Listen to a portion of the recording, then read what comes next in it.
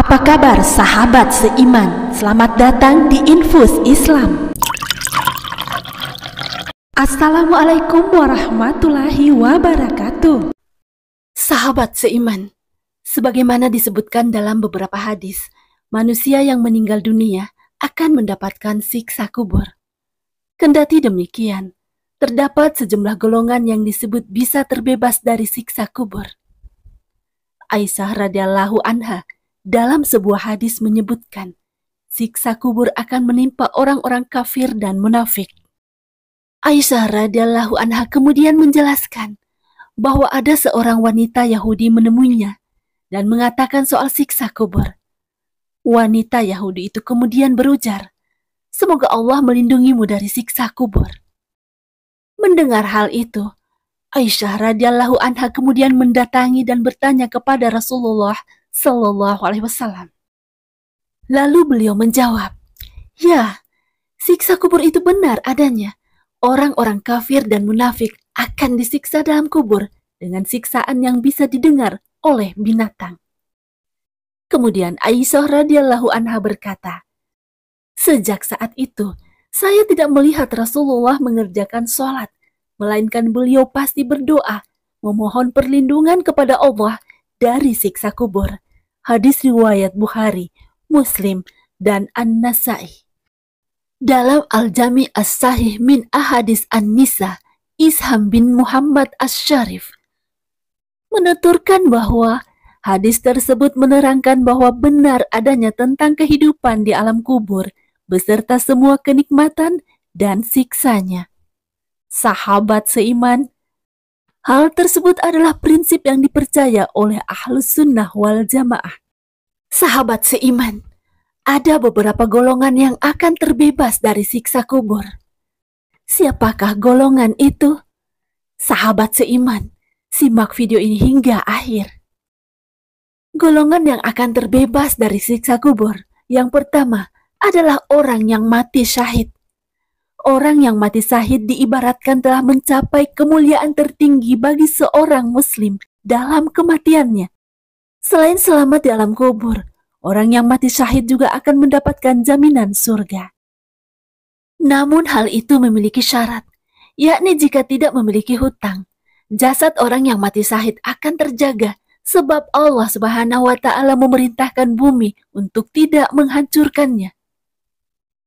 Dalam sebuah hadis diceritakan bahwa Salman radhiyallahu anhu berkata, "Aku pernah mendengar Rasulullah Sallallahu Alaihi Wasallam bersabda, menyiapkan tali selama sehari semalam lebih baik daripada puasa sebulan beserta sholat malamnya. Jika dia meninggal, maka dia akan diberi balasan atas amal yang dilaksanakannya, diberi pahala berupa rezekinya, dan ia selamat dari ujian kubur." Hadis riwayat Muslim. Sahabat seiman, sebelum video ini semakin berlanjut, sempatkanlah menuliskan sholawat kepada Rasulullah Sallallahu Alaihi Wasallam di kolom komentar agar menjadi amal yang bernilai pahala. Sahabat seiman, mari bersama syiarkan Islam dan jadilah subscriber channel ini. Jika video ini bermanfaat, kabarkan kepada temanmu. Jika video ini tidak bermanfaat, kabarkan kepada 2. Membaca surah Al-Mulk. Sahabat seiman, disebutkan dalam berbagai riwayat bahwa surah ini bisa menjadi penghalang bagi kita dari siksa kubur. Rasulullah Shallallahu Alaihi Wasallam bersabda, ada satu surah dalam Al-Quran yang terdiri dari 30 ayat, dan beliau bisa menjadi syafaat bagi yang membacanya hingga diampuni, yaitu Tabarakalladzi biyadihil mulk, surah Al-Mulk, hadis riwayat Tirmizi, Abu Daud, dan Ibnu Majah. Maka para ulama mencatat bahwa surah Al-Mulk tidak serta-merta menjadi penghalang dari siksa kubur. Sebaliknya, surah tersebut akan memberi syafaat jika kita rajin membacanya setiap malam, memahami isinya, serta mengamalkan hukum-hukum yang terkandung di dalamnya. Ketiga, orang yang meninggal pada hari Jumat. Sahabat seiman, Hal ini sesuai dengan yang diriwayatkan oleh Abdullah bin Amr bin Ash bahwa Rasulullah Shallallahu Alaihi Wasallam bersabda, "Tidaklah seorang Muslim meninggal pada hari Jumat kecuali jika Allah melindunginya dari fitnah kubur." Hadis riwayat Tirmizi.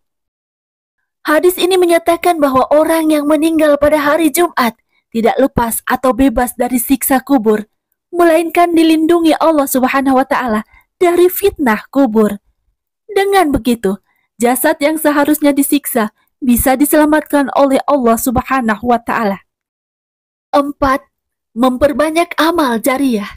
Sahabat seiman, diriwayatkan oleh Abu Hurairah radhiyallahu anhu, Rasulullah Shallallahu Alaihi Wasallam bersabda, "Jika manusia itu mati, maka akan putus amalnya kecuali dari 3 perkara, yaitu sedekah jariyah, ilmu yang bermanfaat, dan anak soleh yang mendoakan orang tuanya." Hadis riwayat Muslim. 5. Memperbanyak amal ma'ruf nahi mungkar. Sahabat seiman, dalam hal ini konteksnya hampir sama dengan amal jariyah. Ketika kita mengajak orang berbuat kebaikan, kita akan ikut mendapatkan pahala. Rasulullah Shallallahu Alaihi Wasallam bersabda, "Barang siapa yang menunjuki kepada kebaikan, maka dia akan mendapatkan pahala seperti pahala orang yang mengerjakannya." Hadis riwayat Muslim. Sementara itu, dalam buku Cahaya Motivasi yang Menyentuh Hati, karya Andi Alfian Salasa, menyebutkan bahwa akan ada 10 golongan yang jasadnya tidak akan membusuk atau musnah dan akan dibangkitkan dalam keadaan semula pada hari kiamat.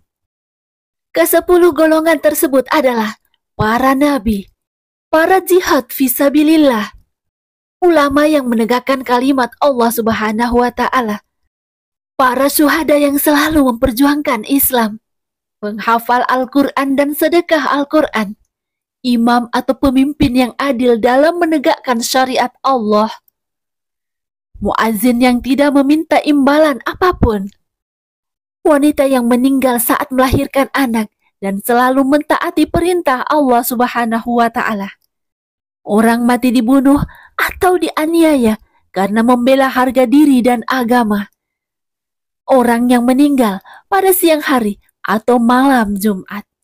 Sahabat seiman, demikian golongan manusia yang akan terbebas dari siksa kubur. Kesempurnaan dan segala kebenaran hanya milik Allah Subhanahu wa Ta'ala. Wallahu a'lam bishawab. Hanya Allah yang mengetahui kebenaran sesungguhnya. Demikian yang dapat kami bagikan. Semoga bermanfaat. Assalamualaikum warahmatullahi wabarakatuh.